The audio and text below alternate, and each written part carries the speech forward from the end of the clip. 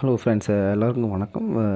இப்போ இந்த வீடியோவில் நீங்கள் பார்க்க போகிறது பார்த்தீங்கன்னா, ஜென்ரல் சயின்ஸ் ரயில்வேயோட ஜென்ரல் சயின்ஸோட ப்ரீவியஸ் இயர் கொஸ்டின், அதாவது 1992 2018 வரைக்கும் கேட்ட ப்ரீவியஸ் இயர் கொஸ்டின் பார்க்க போகிறீங்க. இது வந்து கிட்டத்தட்ட 25 இயர்ஸ் கொஸ்டின் இருக்குது.